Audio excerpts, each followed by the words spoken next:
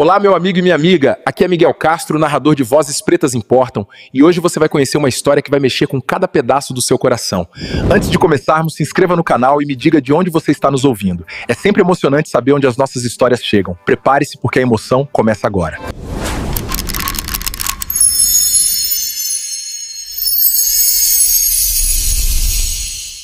Imagine um hospital de elite em São Paulo.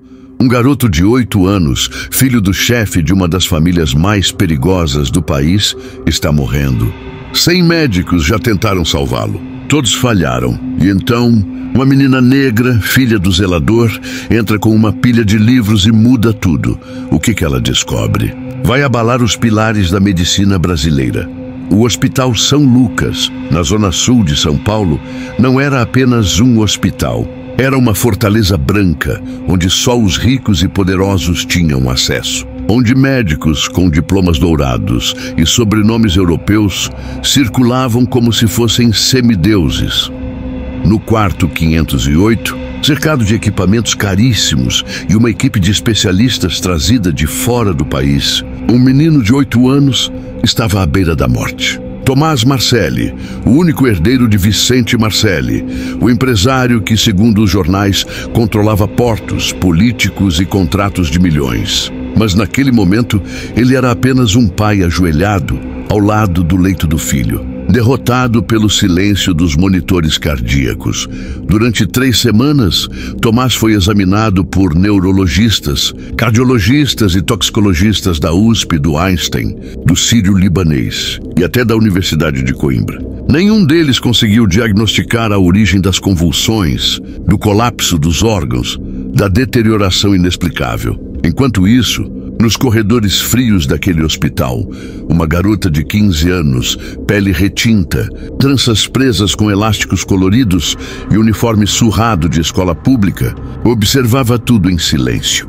Keila Santos, filha de seu Jorge, o zelador da ala pediátrica, que limpava aqueles corredores há 2 décadas.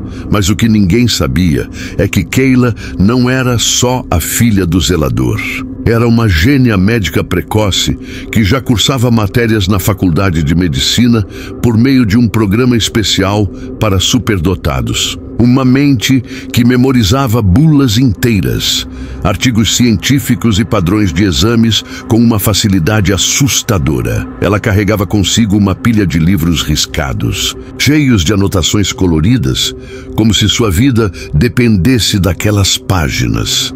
Naquele fim de tarde, Keila caminhava decidida em direção ao quarto de Tomás, mas foi barrada na porta pelo Dr. Peterson Rocha, chefe da equipe internacional. Um homem grisalho, com olhar condescendente e fala pausada. Típico representante da elite médica brasileira. "Saia daqui, menina. Isso aqui não é lugar para criança", ele disse, bloqueando a passagem com o corpo. Keila respirou fundo. "Meu pai trabalha aqui há 20 anos. Eu conheço cada canto desse hospital. E eu venho acompanhando o caso do Tomás há dias. Eu sei o que ele tem." O médico soltou uma risada debochada. "Ah, claro. A filha do zelador é médica agora. Volta para a escola, garota. Deixa os adultos cuidarem disso." O que Dr. Peterson não sabia era que Keila havia identificado algo que ninguém mais viu. Um padrão nos sintomas que apontava para algo simples e terrível. O que poderia uma adolescente saber que 100 especialistas deixaram passar? E porque, mesmo diante de uma evidência clara, ninguém queria ouvir. No momento em que ela estava prestes a recuar, uma enfermeira saiu correndo do quarto. "Doutor, ele está convulsionando de novo. A pressão despencou." O caos se instaurou. Pela fresta da porta, Keila viu o Vicente Marcelli com os braços tremendo, chorando feito criança ao ver o corpo frágil do filho se contorcendo. 12 médicos se aglomeravam, gritando, ajustando máquinas, aumentando doses, mas nada funcionava. Keila falou baixo. "Ele não tem uma doença. Ele está sendo envenenado." Contalho do Dr. Peterson se virou. "O que você disse?" Nada que importe para alguém que já decidiu que uma menina negra de 15 anos não pode saber mais que um homem branco com jaleco. O silêncio cortou o corredor como bisturi. E naquele instante, o impensável aconteceu. Vicente Marcelli saiu do quarto, pálido. olhos vermelhos. Olhou direto nos olhos de Kayla. Você falou em envenenamento? Dr. Peterson tentou intervir. Sr. Marcelli, por favor, não perca seu tempo com isso. Mas Vicente o ignorou. Continue. Garota. Kayla respirou fundo. Perda de cabelo. Convulsões começando nos pés e mãos. Dor abdominal que piora com comida, melhora com jejum. E mais, aquela linha azul nas gengivas. Todos sintomas de Tálio. Mas ninguém pensou nisso porque acharam que envenenamento é coisa de filme. Ninguém aqui olha para fora dos livros. Vicente olhou para os médicos à sua volta, olhou para Kayla e falou apenas 3 palavras. Façam o teste. Quantas vezes na vida vozes brilhantes são silenciadas por causa da cor da pele, da idade ou da origem humilde? Quantas vidas se perdem porque o ego fala mais alto que a empatia? Se você também acha que essa história precisa ser contada até o fim, se inscreve no canal agora e ativa o sininho, porque o que vem a seguir vai deixar você de queixo caído. O pedido de Vicente Marcelli ecoou pelo corredor. Façam o teste. Agora, os médicos hesitaram. Dr. Peterson tentou ganhar tempo. Sr. Marcelli, com todo respeito, um exame de metais pesados é irrelevante nesse caso. Não há nenhum histórico. Você já falhou em me dar uma resposta por 3 semanas, Peterson. Faça o teste. A voz saiu baixa, mas cada sílaba parecia carregada de pólvora. O tipo de ordem que não se desobedece. 2 médicos da equipe correram até o laboratório central. O exame de urina seria feito às pressas. Enquanto isso, o corredor inteiro do 5º andar parecia congelado no tempo. Kayla permaneceu parada, os livros ainda abraçados contra o peito, como uma armadura invisível. Dr. Peterson se virou para ela com o rosto em chamas. Você sabe o que está fazendo, garota? Você vai colocar sua vida e a de todos aqui em risco se estiver errada. Ela o encarou sem piscar. Se eu estiver errada, vocês voltam aos testes que nunca funcionaram. Mas se eu estiver certa, alguém dentro deste hospital está tentando matar uma criança.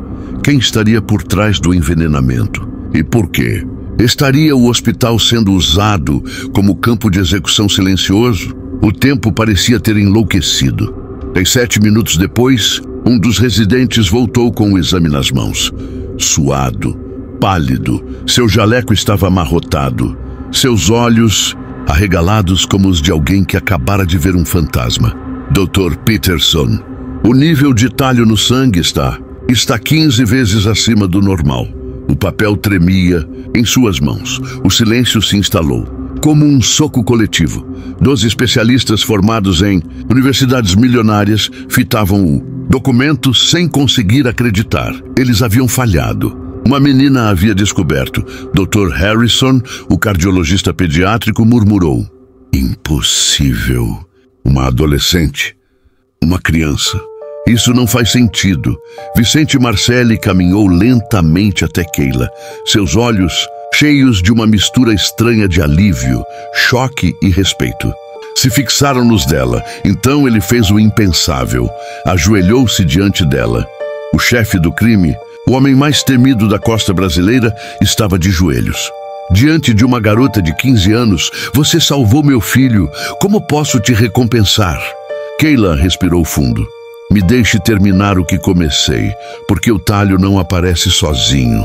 Alguém está deliberadamente envenenando o Tomás, e eu vou descobrir quem. Quem teria acesso direto ao menino Marcelli, sob o nariz da elite médica? E por que um alvo tão específico? A verdade está mais perto do que todos imaginam. Dr. Peterson explodiu. Isso é absurdo. Uma menor não pode investigar nada aqui. Isso é assunto médico e legal. Ela devia ser proibida de estar neste andar. Mas antes que continuasse, Vicente o interrompeu. Você teve 3 semanas para salvar meu filho. Ela precisou de 15 minutos. Calhe a boca. Peterson. O médico recuou como se tivesse levado uma bofetada. Vincent se virou para Kayla. O que você precisa? Ela olhou para o fim do corredor, onde seu pai, seu Jorge, empurrava calmamente o carrinho de limpeza. Estava pálido, confuso, paralisado pela cena diante de si. Pai, preciso da sua ajuda. Seu Jorge hesitou. O pano de chão escorrendo água no piso branco. O homem que passava invisível pelos corredores por 20 anos, agora era o centro das atenções. O que você quer que eu faça, filha? Você conhece esse hospital melhor do que qualquer um aqui. Quero que faça uma lista de todas as pessoas que entraram no quarto do Tomás nos últimos 15 dias. Todos. Enfermeiros, médicos, visitantes. Todo mundo. Vicente assentiu. Faça isso agora. Se você ainda não se inscreveu, esse é o momento. O que vem a seguir vai mostrar como uma adolescente inteligente pode desmontar uma conspiração médica, usando apenas conhecimento, lógica e coragem. Clica aí, se inscreve no canal enquanto os médicos saíam humilhados. Keila observava cada um deles com atenção, mas um olhar em especial prendeu sua atenção como um anzol. Doutora Mirna Walczak, pediatra plantonista noturna, a única que não desviou o olhar, mas também a única que não demonstrava vergonha ou surpresa. Apenas raiva, uma raiva contida, dirigida diretamente a Keila. Seu Jorge sussurrou. Por que ela? Porque todo mundo aqui está confuso, abalado ou humilhado. Ela é a única que parece irritada por eu ter salvado o menino. Ela não tá com medo. Ela tá com ódio. Ó, velho zelador engoliu seco. Filha, o que você realmente descobriu? Keila olhou para ele. Seus olhos brilhavam. Pai, o Tomás não é o primeiro filho rico a quase morrer misteriosamente aqui. E se eu estiver certa, essa mulher tá comandando um esquema para matar herdeiros de famílias poderosas.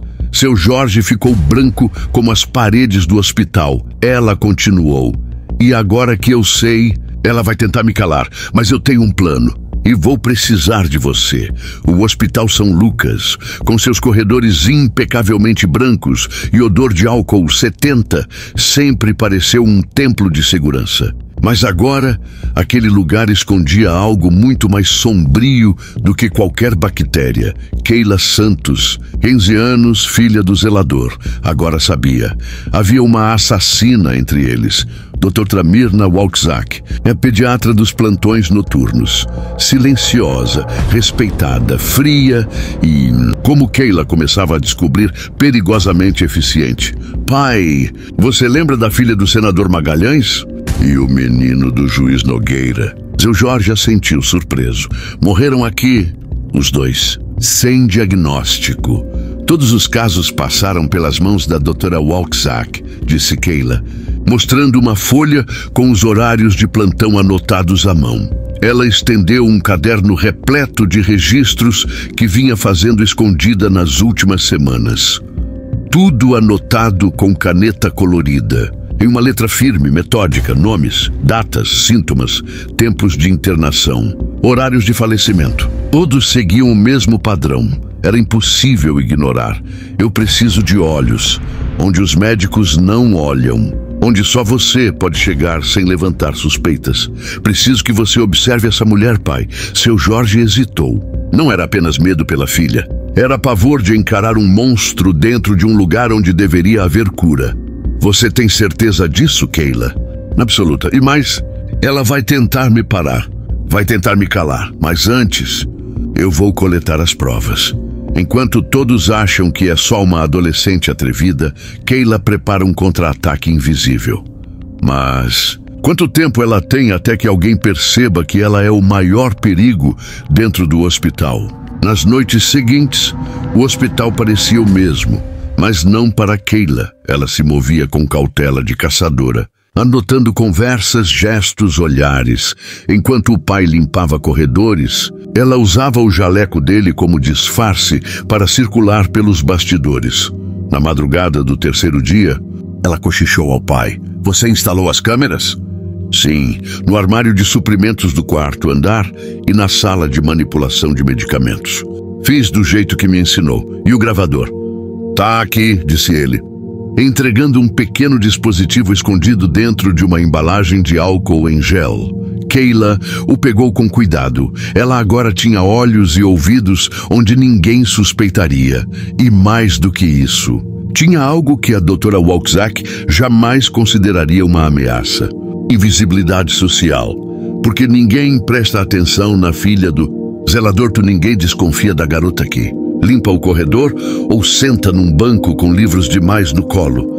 E é por isso que ela estava vencendo. Enquanto isso, no quarto 508, Tomás Marcelli começava a reagir ao tratamento. Depois de 3 semanas de convulsões, dormência, falência de órgãos, o menino abriu os olhos, chorava, sentia fome. Voltava à vida. Vicente Marcelli observava o milagre com um silêncio assustador. Não era só o filho que estava voltando. Era a raiva que crescia dentro dele. No fim do corredor, a Dra. Walczak observava também. Mas seus olhos não estavam voltados para Tomás. Estavam cravados em Keila. E naquele instante, Keila soube. Ela já sabe que eu sei. Agora o jogo virou. A assassina entendeu que a ameaça é real. E Keila tem pouco tempo para agir antes que a verdade seja silenciada. Com sangue. Na tarde seguinte, Keila se aproximou de Walczak com o sorriso mais inocente do mundo. Doutora, posso te fazer uma pergunta? A médica arqueou uma sobrancelha. Você de novo? É que eu tô pensando em fazer medicina, pediatria, igual você. A senhora parece tão boa com as crianças. Walczak forçou um sorriso. Seu olhar era duro, distante, mas respondeu: estude bastante. É um caminho difícil. E aquelas crianças que morreram, a filha do senador, o filho do juiz, deviam ser casos muito difíceis, né? Que coincidência os sintomas todos serem parecidos. Dra. Walczak congelou por meio segundo. Pequeno demais para denunciar. Grande o bastante para Keila anotar mentalmente. Escute, garota, hospitais não são lugar para curiosidade infantil. Vá para casa, não se meta em assuntos que você não entende. Claro, doutora. Desculpa se falei alguma besteira. Keila saiu cabisbaixa, mas com o gravador ativado no bolso.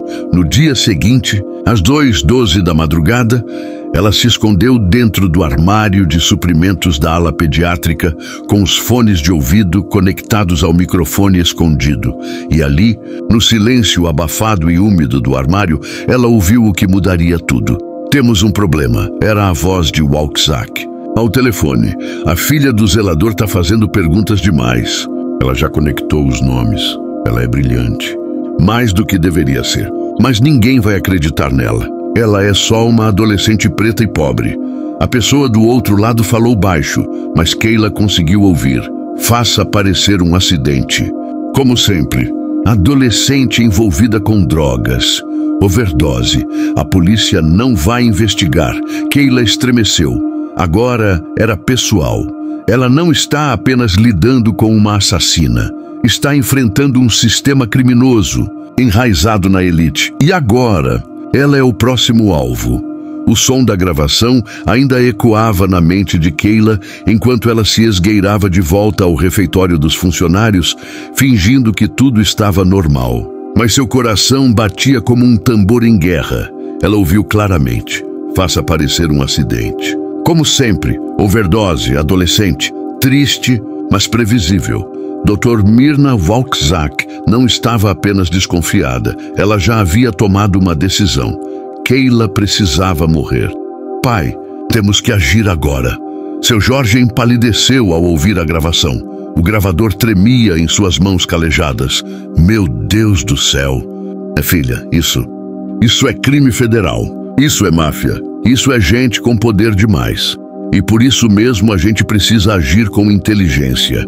Porque se tentarmos fazer do jeito certo, vão enterrar a verdade junto com a gente. Quantas verdades já morreram nas mãos da burocracia? Quantas vidas foram caladas por serem apenas vozes sem poder? Keila passou os próximos 3 dias costurando um plano com a precisão de um cirurgião. Enquanto a ala pediátrica comemorava a recuperação quase milagrosa de Tomás Marcelli, nos bastidores, Uma operação clandestina acontecia. Kayla editou as gravações, organizou os prints de acessos dos plantões, alinhou os horários dos óbitos com os registros da Dra. Walczak dos 7 mortes. 7 coincidências, 0 explicações médicas conclusivas. Na noite do 4º dia, ela convocou uma reunião secreta. Não havia tempo para esperar justiça oficial. Era hora de agir. Vincent Marcelli, 2 advogados da família, Dr. Peterson, pálido e calado, o diretor administrativo do hospital e o próprio Tomás, já sentado. Embora frágil, estavam presentes Kayla, com apenas 15 anos, estava de pé, diante dos homens mais influentes da cidade, com um notebook aberto e uma apresentação na tela. Eu não só sei quem envenenou Tomás. Eu sei por quê, como e quem mais foi morto. A adolescente não apenas salvou uma vida, ela estava desmontando um esquema multimilionário de assassinatos, por contrato, e tinha tudo gravado. Ela apertou o play. A voz de Dr. Walczak preencheu a sala. Temos um problema. A filha do zelador é uma garota negra, ninguém vai acreditar nela. Overdose. Como sempre, o ar saiu da sala. Isso é inadmissível, murmurou o diretor do hospital. Vincent não disse nada por um tempo. Depois, olhou diretamente para Kayla. Você é uma força da natureza. Garota Kayla respirou fundo. E tem mais. O número de mortes de crianças ricas, com causas inconclusivas, aumentou 200% nos últimos 2 anos, de todas com passagem pelas mãos de Dr. Walczak, sempre nos plantões noturnos, sempre com sintomas semelhantes. Advogado de Vincent se adiantou. Com esse material, podemos envolvê-la em homicídio qualificado, conspiração, assassinato por encomenda e prática médica fraudulenta. Mas precisamos de mais uma peça. O contato dela. Já tenho isso, disse Kayla com um leve sorriso. Ela puxou um pendrive do bolso, a gravação da ligação, e nela, o nome de quem paga pelos assassinatos. Não era apenas uma médica psicopata, era uma rede. Políticos, juízes, empresários, pagando para eliminar seus próprios herdeiros. O silêncio na sala era absoluto. Vincent, por fim, quebrou a tensão. O que você quer em troca disso? Kayla ergueu os olhos com serenidade. Justiça e segurança, porque ela já decidiu que vai me matar. Vincent olhou para os seguranças à porta. A partir de agora, Kayla Santos anda comigo, onde ela for. Vocês vão ponto Dr. Peterson, até então calado. Finalmente falou. Isso é inacreditável. Kayla virou-se para ele. Acreditar ou não foi o que quase matou o Tomás. Doutor, e ainda pode matar outras crianças? Quantos jovens gênios são ignorados porque não têm o perfil certo? Quantas vezes a verdade foi ignorada porque quem a falou não usava jaleco? Naquela noite, Dra. Walczak chegou para o plantão e encontrou algo que nunca esperava. Vincent Marcelli, sentado, esperando do lado dele. Kayla P. atrás dela, 2 advogados e seguranças. Dr. Walczak, disse Vincent com a frieza de um homem que enterrou muitos inimigos. Vamos ouvir algo interessante. Kayla deu o play. A gravação rolou. A própria voz da médica, falando sobre os pagamentos, os métodos, as vítimas. Walczak empalideceu, mas manteve a postura. Isso é ilegal. Isso é armação. Mas ela sabia, o jogo havia acabado. O que acontece quando uma assassina em série percebe que foi vencida por uma garota? E mais, o quanto a cidade está disposta a esconder para proteger seus segredos. Quando a gravação terminou, o silêncio era quase espiritual. A voz de Dra. Mirna Walczak, que por anos passara suavemente pelos corredores do Hospital São Lucas, agora ecoava como uma sentença. É só uma adolescente preta. Ninguém vai acreditar nela. Overdose. Triste, mas eficaz. Os pais pagam. Melhor do que deixar a herança cair em mãos erradas. A médica continuava imóvel, tentando manter a postura profissional, mas sua pele empalidecia, centímetro por centímetro. Keila, sentada ao lado de Vicente Marcelli, segurava firme o pendrive. O mundo não sabia. Mas naquele pedaço de plástico estava uma revolução inteira. Doutora Walczak, alguma coisa a dizer? Perguntou Vicente, a voz mais controlada do que seu olhar. Isso pode ser forjado. Um truque, manipulação de áudio. Keila respondeu serena. Eu gravei com equipamento profissional e enviei a cópia criptografada para 3 jornalistas investigativos. Um no Rio, um em Brasília, outro em Salvador. Se algo acontecer comigo, o material vai ao ar. A garota não era apenas inteligente, ela estava 3 passos à frente. E agora, a assassina estava encurralada. Pela própria voz, Dr. Walczak tentou sair da sala. Mas os seguranças já haviam fechado a porta.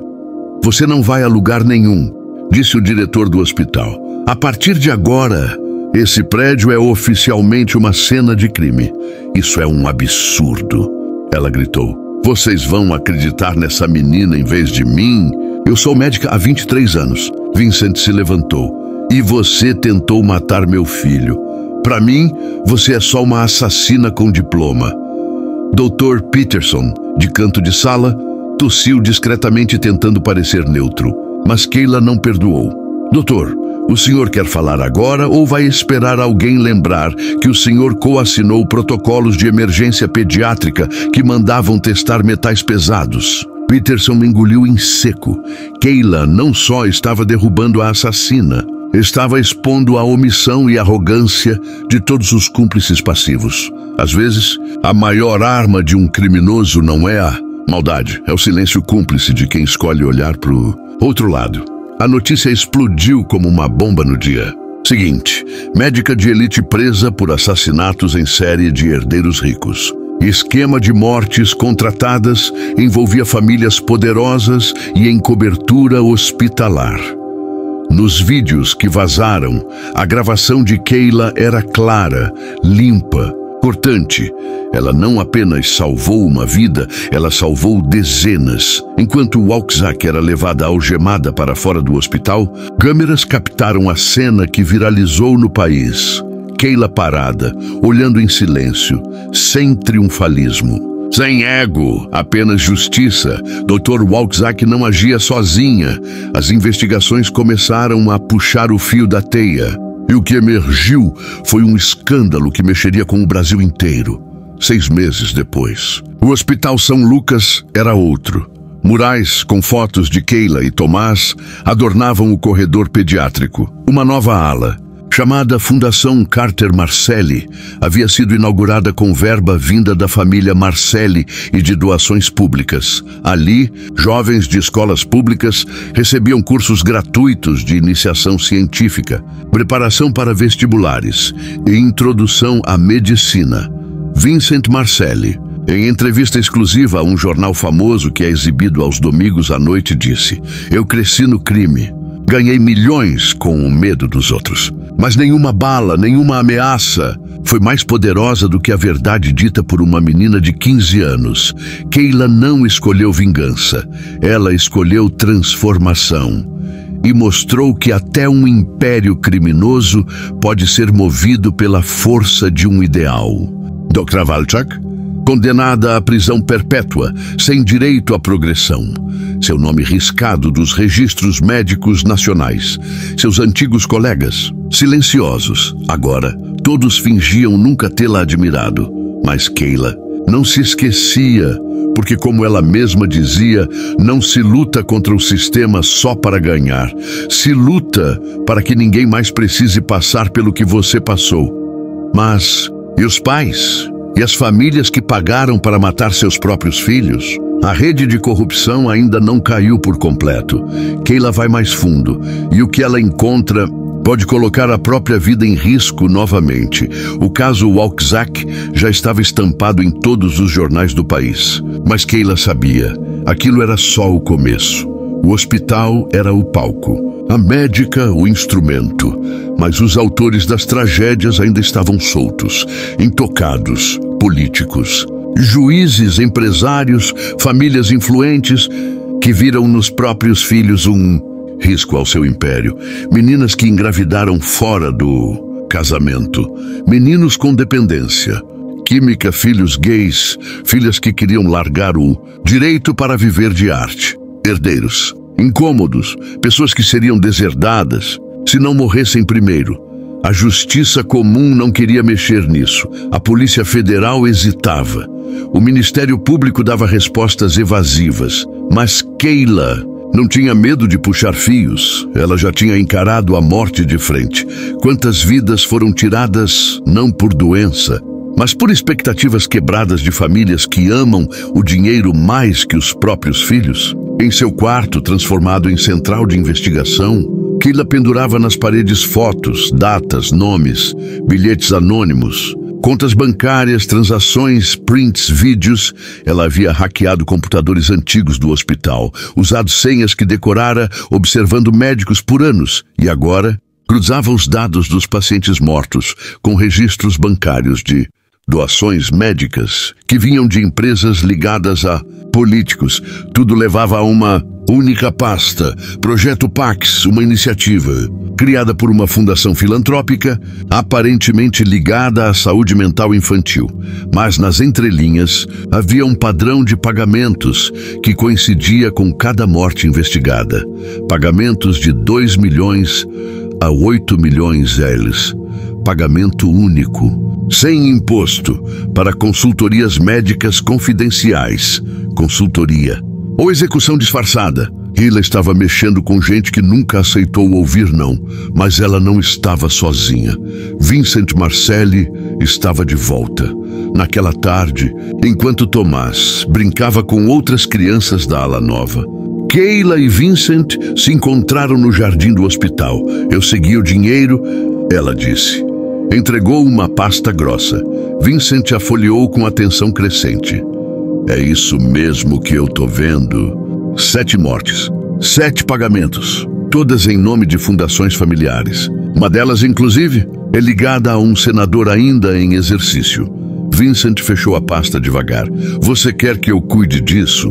Keila olhou nos olhos dele. Eu quero justiça, mas sei que no Brasil às vezes ela vem antes das câmeras. E depois do silêncio, Vincent balançou a cabeça entre o orgulho e o instinto de vingança. Eu vou pressionar, discretamente. Mas você, Keila, precisa se proteger. Ela sorriu. Já estou. Ela havia enfrentado médicos, agora enfrentaria gente com gabinete em Brasília. E o que ela descobriu a seguir poderia custar sua liberdade ou sua vida. Na semana seguinte, um dossiê anônimo foi entregue a 4 jornalistas da grande mídia. Nele, cópias das provas coletadas por Keila.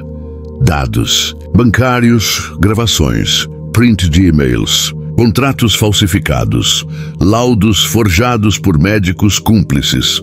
O conteúdo começou a vazar nas redes sociais. E então, como um incêndio que começa com uma faísca, explodiu. Senador acusado de mandar matar o próprio filho. Esquema de limpeza de herdeiros atinge o judiciário. Quem são os pais que pagaram pelas mortes dos próprios filhos? A nação descobria agora. Não era só negligência médica, era assassinato institucionalizado com aparência de tratamento. Mas Keila sabia. O contra-ataque viria. E ele veio, na forma de um processo judicial, alegando que ela havia invadido os sistemas confidenciais do hospital, na forma de matérias manipuladas, tentando desqualificá-la por ser menor, não autorizada, filha do zelador, na forma de ameaças anônimas em sua casa. Mas ela não se calou. Gravou vídeos, deu entrevistas, mostrou os documentos. E então, algo mágico aconteceu. O Brasil inteiro começou a defendê-la. Professores universitários, jovens estudantes de medicina, mães, ativistas, ONGs, milhares se uniram em torno do nome dela. Keila Santos, a garota que ninguém ouvia. Agora era a voz de um país cansado de ser silenciado. A hashtag Stadium Somos Todos Keila alcançou 14 milhões de menções em 3 dias. A justiça não podia mais fingir que não via. E então, os primeiros mandantes foram presos. Um ex-senador, um juiz aposentado, uma executiva de um grande banco. Todos pais de vítimas, a sociedade brasileira entrava em choque. E Keila continuava firme. Mas havia mais, um nome ainda intocado, o mandante principal, a mente por trás do projeto Pax. E Keila estava a um passo de expor a identidade dele. Era uma manhã nublada em Brasília. No Congresso, jornalistas se acotovelavam nas escadas principais.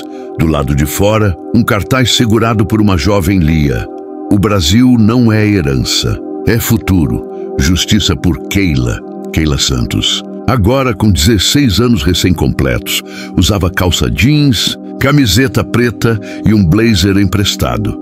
Nos olhos, a mesma firmeza que intimidou médicos. Humilhou uma assassina e enfrentou a elite corrupta.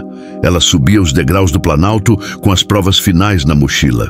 E no topo dessa escada, esperava o homem que comandava tudo por trás das cortinas, deputado federal Olavo Lima Rangel, pai de 2 filhos, ex-ministro da Saúde, presidente da Fundação Pax, a mente por trás de cada assassinato.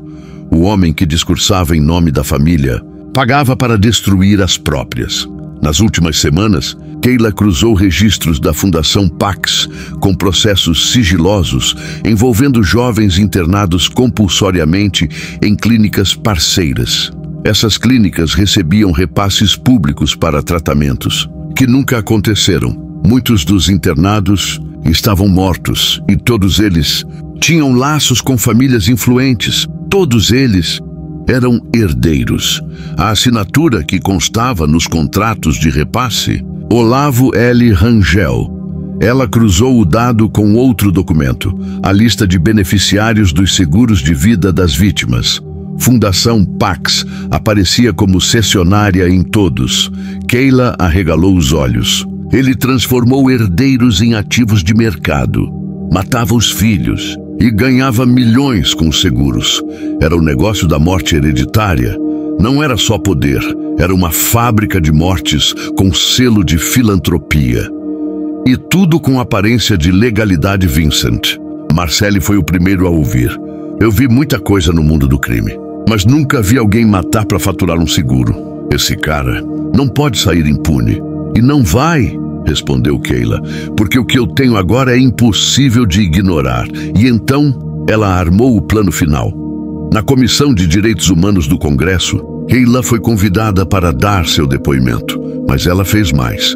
Conectou seu notebook ao telão e mostrou gravações de conversas entre Dr. Valczak e Rangel, assinaturas em contratos de tratamentos fictícios, registros de repasses fraudulentos, áudios de reuniões internas da fundação com frases como: "O pai não tem coragem, mas o dinheiro resolve. A herança tem destino melhor do que um moleque revoltado." A plateia ficou em silêncio. Silêncio de vergonha coletiva. O presidente da fundação era o executor moral, o arquiteto da morte planejada, e ainda comandava políticas públicas para proteção da infância. Quando Olavo Rangel entrou na sala, foi recebido com vaias abafadas e flashes. Keila se levantou. "Senhor deputado, o senhor me conhece? Você é a menina da televisão, a gênia da medicina. Eu sou a menina que destruiu seu castelo de areia. O senhor é responsável direto pela morte de 7 adolescentes. Autorizou repasses para clínicas ilegais. Recebeu seguro de vida de vítimas e financiou uma rede de médicos e cúmplices. Isso é calúnia, menina. Cadê suas provas?" Ela apenas clicou. No telão, o rosto de Rangel aparecia numa videoconferência com Valczak. "Essa aqui é filha de um juiz. Já me pediu dinheiro 3 vezes. Manda a doutora resolver." Rangel ficou em pé. "Isso é montagem. Mas não era. A perícia já havia autenticado. O presidente da comissão bateu na mesa. "Senhor Rangel está oficialmente suspenso do cargo. E a comissão parlamentar de inquérito será aberta imediatamente." O Brasil explodiu nas redes. Queda de Rangel. Justiça por herdeiros. Keila na CPI em 24 horas. Olavo Rangel foi preso, perdeu o foro privilegiado, teve seus bens bloqueados e foi levado para a Penitenciária Federal de Campo Grande. Enquanto isso, Keila recebia um convite oficial da Harvard Medical School, bolsa integral. Primeira brasileira aceita aos 16 anos com base em mérito extraordinário. E mais, o governo brasileiro criou, sob seu nome, o protocolo Keila, exigindo exames de metais pesados em emergências pediátricas. A menina que foi expulsa da porta de um quarto agora abria portas para salvar milhões. Na última cena do bloco, Keila está sentada ao lado de Tomás, no parque da ala pediátrica. "E agora, doutora Keila?" Bem, ele pergunta sorrindo. Ela o encara com ternura. "Agora a gente muda o mundo." 6 meses depois da queda do deputado Olavo Rangel, a rotina do Hospital São Lucas era irreconhecível. A ala pediátrica, antes silenciosa e fria, agora tinha música instrumental suave, desenhos nas paredes e livros infantis empilhados nas salas de espera. No centro desse novo mundo, uma placa prateada dizia: Fundação Keila Santos, porque toda vida merece ser ouvida. Lá dentro, estudantes de medicina de escolas públicas aprendiam primeiros socorros com equipamentos de última geração. Tudo gratuito, tudo financiado pela Fundação Carter Marcelli, criada por Vincent Marcelli, o pai que perdeu tudo por pouco, mas teve a chance de mudar o fim da história. No parquinho da fundação, Tomás, agora com 9 anos, saudável, corria com outras crianças. Do outro lado da cerca, sentada sob a sombra de uma árvore, estava ela, Keila Santos, agora com 16 anos, cabelo preso num coque alto, camiseta da USP, um estetoscópio pendurado no pescoço, presente de formatura do primeiro módulo da Harvard Medical School. Sim, ela passaria metade do tempo no Brasil, metade em Boston, mas nunca esqueceria de onde veio. A vingança de Keila não foi destruir os culpados, foi construir algo tão grandioso que eles nunca pudessem apagar. Seu Jorge, agora chefe de operações do hospital, se aproximou com 2 cafés. "Para você, doutora, e parabéns pela sua aula inaugural." Ela sorriu. "Obrigada, chefe. O que você vai dizer hoje para os alunos?" Keila olhou para os jovens que chegavam à fundação com mochilas furadas, olhos cansados, mas o mesmo brilho que um dia ela teve aos 10 anos, lendo revistas médicas escondida na sala de descanso dos funcionários. "Vou dizer que o mundo vai tentar silenciá-los, mas que a única forma de vencer é ser tão excelente que ninguém consiga mais ignorar." Seu Jorge assentiu. "E vai contar a história de como começou?" Ela sorriu. "Vou contar, mas não para me vangloriar, para lembrar que a maior revolução que a gente pode fazer é sobreviver com dignidade e depois ensinar outros a fazerem o mesmo." Keila não se tornou heroína por salvar um menino. Ela se tornou símbolo por recusar o lugar que a sociedade tentou impor a ela. Naquele mesmo dia, uma jornalista perguntou: "Keila, o que você sente agora que Dr. Peterson, Valchak e Olavo Rangel estão na cadeia?" Ela pensou por um instante. "Não é vingança que me move, é justiça. Eu não sou grande porque eles caíram. Eles caíram porque eu não aceitei ser pequena. E então veio o momento mais esperado. Seu discurso de formatura do ensino médio, auditório lotado. Na plateia, Tomás Vincent, seu Jorge, médicos e enfermeiros, agora convertidos em aliados, jovens de periferia que haviam como faroela, subiu ao palco e começou: "Há um ano, eu fui expulsa da porta de um quarto porque crianças não tinham lugar ali. Há um ano. Disseram que eu era só filha do zelador, que eu não deveria me meter em coisas de adultos." Fez uma pausa. "Mas se ser adulta é aceitar injustiça calada," disse então com orgulho, "eu serei a criança mais perigosa que o sistema já conheceu." O auditório explodiu e ela concluiu: "A verdadeira vingança não é destruir quem te ignorou. É viver de forma tão extraordinária Que eles passem o resto da vida tentando explicar como não enxergaram o seu valor. Hoje, Protocolo Keila é aplicado em 48 hospitais do Brasil. Centenas de vidas salvas, milhares de jovens inspirados. E uma adolescente que provou que gênio não tem cor, classe, nem idade. E Tomás, hoje ele quer ser médico. Seu primeiro jaleco infantil tem o nome de Keila bordado no bolso. Vincent agora financia bolsas de estudo para jovens da periferia. A Keila, ela está escrevendo um livro. Título provisório? Manual para garotas que decidem não ser caladas. Se essa história tocou seu coração, se você acredita que conhecimento e coragem podem vencer qualquer sistema, se inscreva agora no canal, deixe seu like. Compartilhe essa história com alguém que precisa saber que o impossível é só uma desculpa para quem parou de tentar. Porque um dia, uma garota negra de 15 anos entrou num hospital e saiu de lá mudando o país.